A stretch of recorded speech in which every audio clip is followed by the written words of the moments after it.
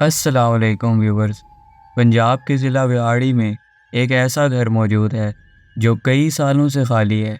वो एक ऐसा घर है जहां जाने से हर कोई डरता है। उस घर के बारे में कहा जाता है कि वहां एक बूढ़ा जिन रहता है। ये वाक़या व्याड़ी में रहने वाले एक फॉलोअर की तरफ से भेजा गया है। इसी के साथ एक ऐसा वाक़या जिसमें एक खातून को जिन्नात फजर की नमाज के लिए उठाने आते थे, और आखिर में एक ऐसे घर की कहानी जहां उन घर वालों को घर के पर्दे तब्दील करना महंगा पड़ गया। ये सब आज के वाक़यात हैं जो मुझ तक पहुँचे हैं। मैं हूं मोहम्मद रिजवान खालिद और आप सब देख रहे हैं हॉरर स्टोरीज 786। आज का पहला वाक़या अजलान ने व्याड़ी से भेजा है। अजलान लिखते हैं कि ये वाक़या उनके कज़न के साथ पेश आया, जिसको सुनने के बाद इलाके के लोग उस घर को लेकर और भी खौफज़दा हुए। तो बिना वक्त ज़ाया किए बढ़ते हैं आज के पहले वाक़े की जानिब। मेरा नाम अजलान है और मेरा ताल्लुक़ व्याड़ी से है। ये कहानी पंजाब के ज़िला व्याड़ी की है, जहाँ एक ऐसा घर मौजूद है जो कई सालों से वीरान है। मेरे कुछ रिश्तेदार भी इसी गांव में रहते हैं। यहाँ के इलाका मकीनों का मानना है कि उस घर में एक जिन रहता है जो काफ़ी बूढ़ा है। कहा जाता है कि जो भी उस घर में जाता है उसकी ज़िंदगी में काफ़ी मुश्किलात आती हैं और उसे उस घर में अजीबो-गरीब चीज़ें नज़र आती हैं। मेरा कज़न बस में स्कूल जाया करता था। स्कूल की बस ठीक उस घर के पास रुकती थी। मेरे कज़न ने भी उस घर के बारे में सुन रखा था कि वो घर कई सालों से वीरान है और वहाँ एक बूढ़े जिन का साया है। एक दिन मेरे कज़न को शरारत सूझी। उसने एक कागज़ पे लिखा कि मैं तेरा बाप हूँ, और उस कागज़ को एक पत्थर में रोल कर दिया। वो बस जब ठीक उस घर के पास रुकी तो उसने उस बस से उतरकर वो पत्थर उस घर में फेंक दिया और बस में बैठकर घर चला गया। ये सब करने के बाद भी उसका दिल ना भरा, तो उसने अपने दोस्तों को कहा कि उस घर में चलते हैं और अंदर जाकर देखते हैं कि वहाँ कौन सा जिन रहता है। उसके सब दोस्त उस घर में जाने के लिए राज़ी हो गए और एक दिन वो बगैर किसी डर खौफ के उस घर में चले गए। जब वो उस घर में दाखिल हुए तो उन सबको एक ठंडक सी महसूस हुई। हालांकि तब गर्मियों का मौसम था और उन दिनों में व्याड़ी में गर्मी अरूज पर थी। वो लोग उस घर में घूमकर उसका अंदर से जायज़ा ले रहे थे, लेकिन तब तक उन्हें कुछ ख़ास महसूस नहीं हुआ था। जैसे ही वो उस घर के पिछले टेरेस पर गए तो उन्होंने देखा कि वहाँ दीवार से खून निकल रहा है, और वो खून इतना ज़्यादा है कि वो दीवार से नीचे आ रहा है। वो ये सब देखकर बहुत ज़्यादा डर गए। उन सबको अचानक घबराहट होने लगी और वो सब घर से बाहर निकलने की कोशिश करने लगे। जब वो उस घर से बाहर निकल रहे थे तो वहाँ कोई गैबी कुव्वत मौजूद थी जो उन सबको वापस खींच रही थी। घर में मौजूद चीज़ें हवा में उड़कर उन्हें लग रही थी। ऐसे महसूस हो रहा था कि कुछ लोग वो चीज़ें उठा उठा कर उन्हें मार रहे हों। वो सब बहुत ज़्यादा डर गए और खौफ से उन सब की हालत ख़राब होने लगी। उन सब ने मिलकर उस घर का दरवाज़ा खोलने की बहुत कोशिश की, लेकिन वो लाख कोशिश पर भी नहीं खुल रहा था। ये वही दरवाज़ा था जहाँ से वो सब उस घर में दाखिल हुए थे। उनके पास घर से बाहर निकलने का कोई और रास्ता नहीं था। उस घर में रहने वाली चीज़ों ने बाहर निकलने का हर दरवाज़ा बंद कर दिया था। आखिर में सिर्फ घर का फ्रंट टेरेस बचता था जहाँ से वो छलांग लगाकर बाहर जा सकते थे। वो सब दोस्त उस टेरेस से बाहर कूद गए, लेकिन उनका एक दोस्त ऐसा था जो छलांग नहीं लगा सका था, लेकिन उसने भी हिम्मत करके आखिर छलांग लगा ही दी थी, जिसके बाद उसका हाथ टूट गया था और उसकी हालत काफ़ी ख़राब रही थी। छलांग लगाने की वजह से बाकी सब दोस्तों को भी गहरी चोटें आई थी। इसके बाद वो सब दोस्त वहाँ से वापस अपने अपने घर चले गए।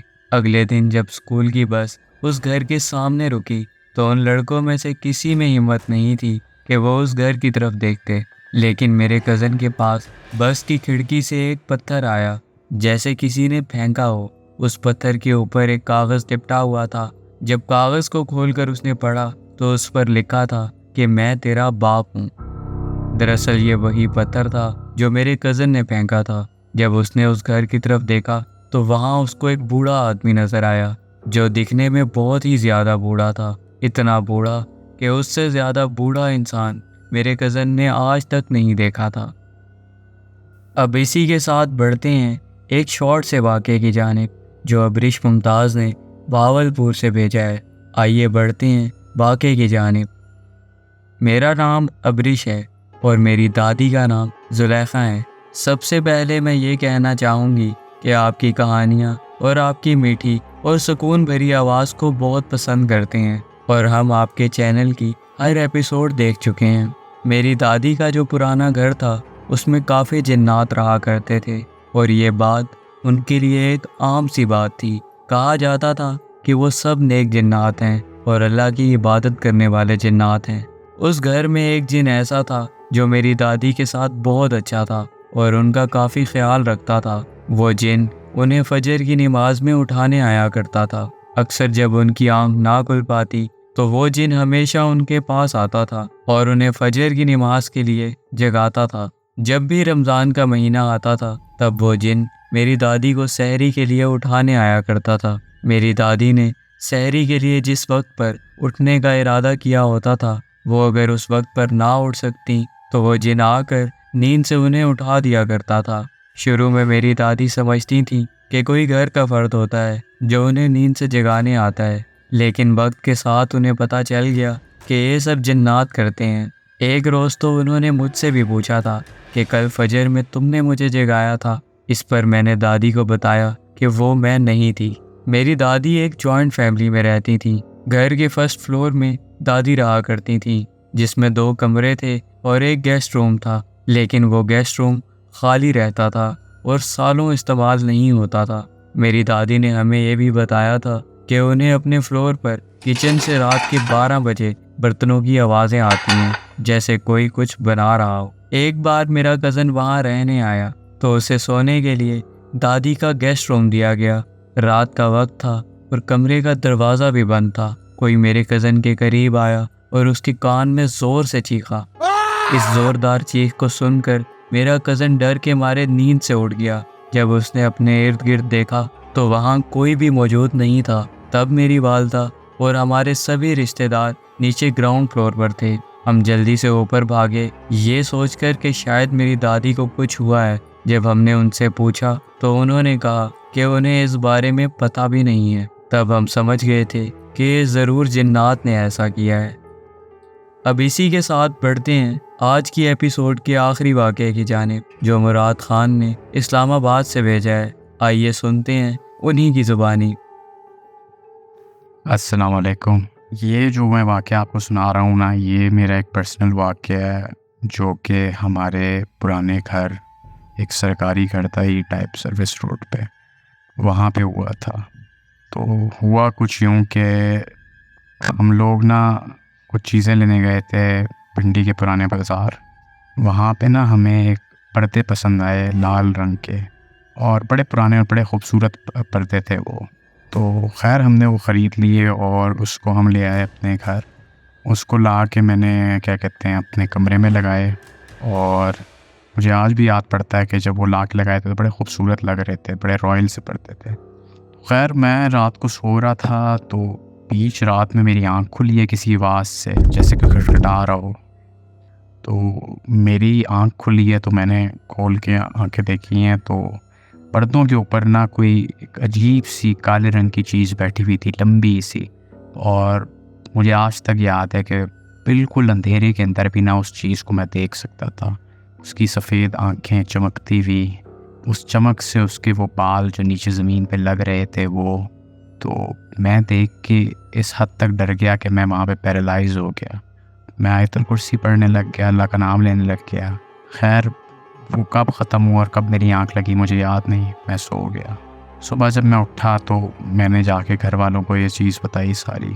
तो यही बात खुली कि यार शायद स्लीप पैरालिसिस हो या ऐसा कोई सीन हो, मतलब ख्याल करो। खैर मैंने उस पर ज़्यादा सोचा नहीं, उसको कोई डरावना सपना सोच के मैंने ना अगला के दिन का आगाज़ कर दिया। लेकिन उस दिन के बाद से ना घर में अजीब व गरीब वाक़यात होने लग गए, और वो अजीब व गरीब वाक़यात कुछ इस तरह थे कि बहुत ज़्यादा ये होने लग गया कि एक चीज़ इधर रखी हुई है वो उधर नहीं मिल रही, वो उसके बाद कहीं एक अजीब सी जगह से जैसे लॉन से मिल रही है, ये होने लग गया। उसके अलावा मुझे डिस्टिंक्टिवली ये भी याद है कि मेरे साथ ये होने लगा था कि मतलब मैं अगर एक कमरे में गया हूँ घर के दूसरे, तो मैं देख रहा हूँ मेरा भाई बैठा हुआ है, कोई कंप्यूटर पे काम कर रहा है।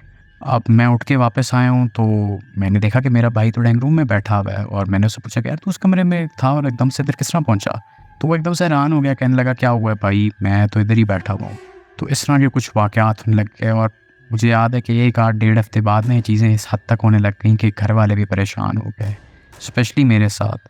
कि मुझे रात को मैं बीच में उठूँ वॉशरूम जाने के लिए, पानी पीने के लिए ना, तो मुझे याद है जैसे मुझे कंधों पे बहुत बोझ महसूस हो रहा, और मतलब जैसे कोई मेरे कंधों पे बैठा हुआ है, कुछ एक अजीब सा भारीपन। फिर ये चीज़ें ना हल्के हल्के बढ़ने लग गई। जैसे कि मेरे साथ फिर 1 से 2 हफ्ते बाद ये वाक़या हुआ कि मेरी आँख खुली, मैंने इस तरह पर्दों पे देखा कि कोई बैठा हुआ है। तो खैर मैंने सोचा यार स्लीप पैरालिसिस है, कुछ है, मेरे दिमाग में ये चीज़ एक्टिव थी। मैंने अल्लाह का नाम पढ़ा और मैंने आंखें बंद कर ली। मैंने एकदम से जब आंखें खोली तो अब वही चीज़ पर्दों पे नहीं बैठी हुई थी, बल्कि वो मेरे सीने पे बैठी हुई थी, और मतलब मेरी आंखों में देख रही है। और वो मंज़र आज भी मेरे रोंगटे खड़े कर देता है। इस हद तक का वो खौफनाक मंज़र था कि मेरी आवाज़ बंद हो गई, और मेरा बस मुझे लगा शायद यही वक्त है जाने का। खैर मैं फिर से सो गया। कुछ देर बाद मुझे नहीं पता लगा कब आँख लगी है, क्या हुआ, पर सुबह उठ के ना मैंने घर में रौला डाल दिया कि कोई मसला है हमारे इस घर में, और ये हमें ना कुछ करना पड़ेगा। तो खैर हमने अपने जो थे मस्जिद के इमाम साहब, उनको रीच आउट किया, उनको बुलाया। वो जैसे वो घर में आए तो उन्होंने घर में पहला कदम ही रखा ना, तो उनके जो एक्सप्रेशंस थे वो बदल गए, और वो बड़े सीरियस हो गए एकदम से। थे वो बड़े जॉली किस्म के बंदे, पर वो उस टाइम बहुत सीरियस हो गए। खैर उन्होंने हमें बिठाया और हमसे बात की कि है यूँ कुछ ऐसा कि आपके घर में ना कोई बहुत भारी किस्म का बसेरा है, और फिर ना उन्होंने हमसे बात करने लगी कि ऐसा क्या आप लाए थे घर में, या ऐसा क्या हुआ था। तो बातों बातों में हमने यही कहा कि जब से हम ये पर्दे लाए हैं जिस दिन से, उस दिन से हुआ। तो उन्होंने जाके पर्दों का मुआयना किया, और उन्होंने कहा कि इन पर्दों के साथ ना कोई मसला है। अब हुआ यूँ कि उन्होंने हमें बताया कि ये पर्दों पे ना कोई असरात था या कुछ था जो इसके साथ अटैच था, और वो आपके घर आ गई है चीज़। तो मैंने उनसे पहली बात यही की कि चलें फिर हम पर्दे फेंक देते हैं, आप बताएं। तो उन्होंने कहा इतना आसान नहीं है ये, और उन्होंने आके अपना दम दरूद करना शुरू कर दिया। वो कोई 1 आध हफ्ते दम दरूद, सूरह अल बकरा और ये चीज़ें चली, और उसके बाद हमने वो पर्दे बड़े तरीके से डिस्पोज़ ऑफ कर दिए। और मुझे आज भी याद है कि उसके बाद एकदम से ये चीज़ ख़त्म नहीं हुई, जिससे हम और परेशान हो गए। हमने मौलवी साहब को फिर बुलाया और हमने कहा कि ये पर्दे तो हमने कर दिए हैं, आपने जिस तरह कहा था, और दम दरूद भी किया है सब कुछ। तो ये अभी तक इस तरह के अजीब वाक़यात क्यों घर में चल रहे हैं? जैसे कोई कमरे में बैठा है, आप उसे जाके देखेंगे पर वो नहीं होगा, कोई और चीज़ होगी, सीने पे वज़न। फिर इसी दौरान मुझे एक सिनेरियो याद आता है कि मेरा कज़न आया हुआ था कराची से, तो वो दूसरे रूम में स्टे कर रहा था। खैर रात को उसने मेरे रूम का दरवाज़ा नॉक किया, और उसने कहा, मतलब वो डर गया था, कुछ हुआ था। तो मैंने जब दरवाज़ा खोला ना, तो बीच रात का 2-3 बजे होंगे, तो उसने मुझे देख के ना चीखें मारी, और वो मतलब भागना शुरू हो गया। और उसने इस हद तक वो डर गया कि वो कहीं ना जाके घर से बाहर निकल के दरवाज़ा खोल के भागने लग गया, और वो कोई दूर जाके बैठ गया। तो खैर सारे घर वालों के भी इससे आँख खुल गई। उसको फिर लाए, वो बड़ा डरा सहमा हुआ, उसको बुखार हो गया, कुछ बोले ना, कुछ बताए ना कि क्या हुआ। कुछ अर्से बाद जब उससे बात खुली तो उसने बताया कि यार मुराद भाई, जब मैंने नॉक किया दरवाज़ा और आप बाहर निकले, तो आपके कंधों पे कोई चीज़ बैठी हुई थी, जिसकी उसी तरह सफ़ेद आँखें, एक्सप्रेशनलेस सा चेहरा, लंबे बाल, और वो आपके कंधों में ना जिसमें बच्चे बिठाते हैं उस तरह आपके कंधों पे बैठी हुई थी। तो मुझे उस टाइम कहते हैं समझ ही नहीं आई, और मतलब मेरी चीखें निकलने लग गई। तो खैर coming back to the story, अब ये इस तरह वाक़या चलता रहा। फिर हमने मौलवी साहब को फिर बुलाया। उन्होंने कहा कि ये ना थोड़ा सीन, ये जो चीज़ है अभी आपके घर में रह गई है, और ये अब इतना आसान नहीं है।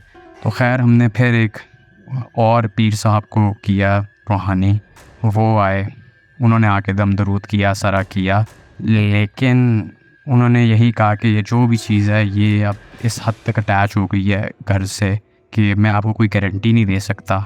ये कोई पुरानी चीज़ है जो इन पर्दों के साथ अटैच थी, और ये आ गई है अब आपके घर में। तो उन्होंने हमें यही मशवरा दिया कि आप कुछ अर्से तक ना इस घर से मूव आउट हो जाएं, और कोशिश करें कि परमानेंटली ही मूव आउट हो जाएं।